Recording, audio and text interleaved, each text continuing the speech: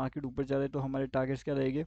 तो अगर हमें ये वाला टारगेट के आसपास भी मिल जाता है, मतलब 444,720 से लेकर के 44,900 एंड 689 का भी लेवल अगर हमें मिल जाता है, तो क्या हो जाएगा कि हमारे जो कंटिन्यूएशन में है टारगेट्स, तो वो टारगेट्स हमारे यहाँ पे अचीव हो जाएंगे।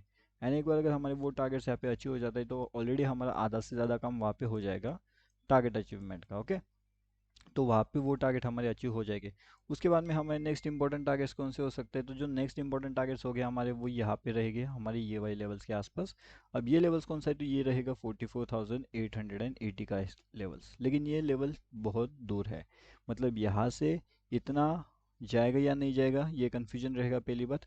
दूसरी बात, अगर हमारे पास यहाँ पे टारगेट्स मिल रहे हैं तो यहाँ पे क्या है, यहाँ पे हमारे पास एक स्ट्रॉन्ग सेलिंग जोन है ये।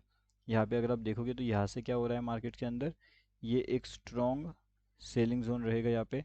तो यहाँ पे मार्केट ऊपर जाएगा या फिर यहाँ से मार्केट नीचे आएगा, ये बहुत कन्फ्यूजन रहेगा। और यही कन्फ्यूजन के अंदर अगर आप यहाँ पे सस्टेन कर जाते हो तो सही चीज़ है, क्योंकि यहाँ पे मार्केट्स एक तो ऊपर जा सकता है नीचे जा सकता है। हाँ, यहाँ पे कौन सस्टेन करेगा, जिसने अगर यहाँ पे अगर एंट्री किया है तो वो यहाँ पे जाते वक्त अगर मार्केट नीचे भी आ जाते तो वो एग्जिट नहीं करने वाला। क्यों, क्योंकि उसका ऑलरेडी जो पोजीशन रहेगा वो यहाँ पे प्रॉफिट के अंदर रहेगा। एंड अगर वो प्रॉफिट के अंदर ऑलरेडी है तो वो यहाँ से मार्केट को एग्जिट करने का लॉजिक ही नहीं है उसके पास, तो वो यहाँ पे एग्जिट करने का सोचेगा भी नहीं। तो इस तरीके से आपको भी यहाँ पे वेट करना पड़ेगा कि किस तरीके से मार्केट्स आपको एंट्री दिला सकता है, एग्जिट दिला सकता है। अब अगर यहाँ पे आ जाते हैं नेक्स्ट बात कि नेक्स्ट अगर मार्केट सेंटिमेंट यहाँ पे ऊपर की साइड में ओपन होता है तो फिर हम क्या कर सकते हैं। तो हमारे पास 2 से 3 लेवल होना चाहिए। एक तो यहाँ पे भी ओपन हो सकता है, दूसरा हमारा मार्केट्स यहाँ पे भी ओपन हो सकता है। ठीक है, तो ये 2 से 3 लेवल्स हमारे पास इंपॉर्टेंट है अभी। अब ठीक है, तो यहाँ पे मैं थोड़े से इसे नीचे कर लेता हूँ, ये यहाँ पे ये वाले लेवल्स रहेगा, ऊपर के लेवल को हम हटा देते हैं यहाँ से। एंड यहाँ पे डाउनफॉल में भी लेवल्स रहेगा। अभी क्या हो सकता है, मार्केट का सेंटीमेंट अगर यहाँ पे आपको ओपन होते हुए दिख सकता है तो फिर हम यहाँ से और ऊपर जा सकते हैं, मतलब मार्केट ऊपर निकल सकता है।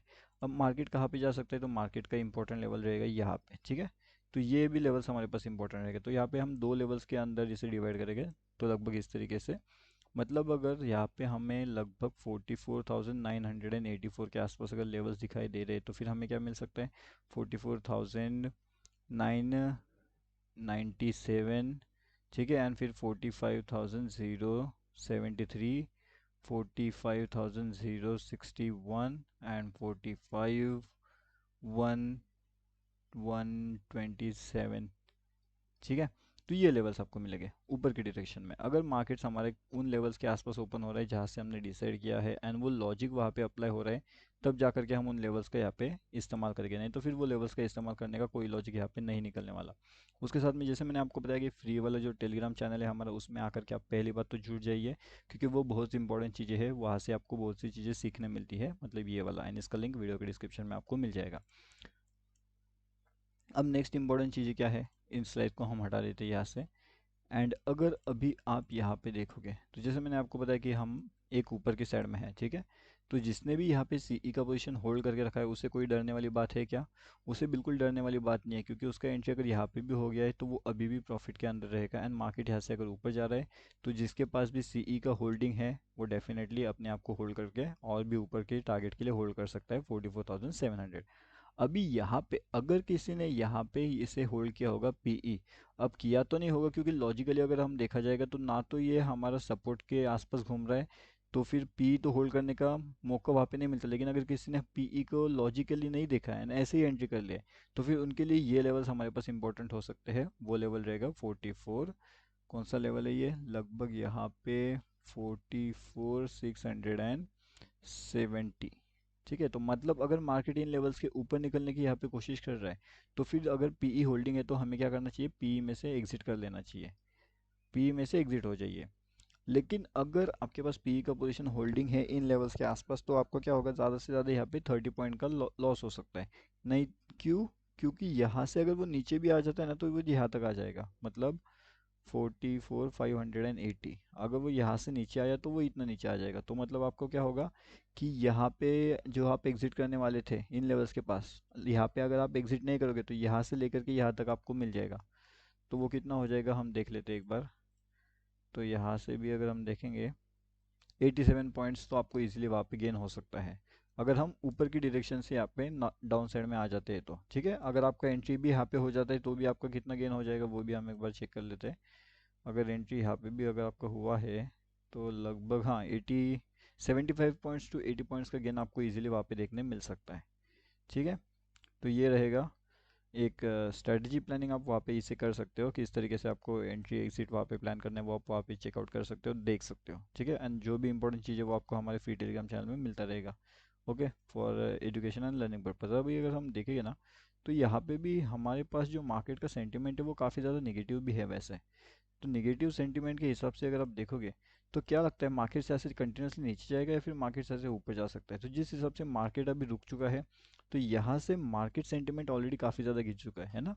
तो मार्केट कंटिन्यूसली यहाँ पे गिर चुका है तो इतना ज़्यादा गिरने के बाद मार्केट आपको यहाँ पे एक सपोर्ट डेफिनेटली लेता हुआ दिख सकता है। एंड अगर मार्केट हमारा ये इंपॉर्टेंट जो लेवल्स रहेगा, अगर ये इंपॉर्टेंट लेवल्स के ऊपर निकल रहा है तो 680 या फिर 700 के आसपास अगर वो ऊपर की साइड में निकल रहे हैं तो हम यहाँ से कंटिन्यूसली और ऊपर जा सकते हैं।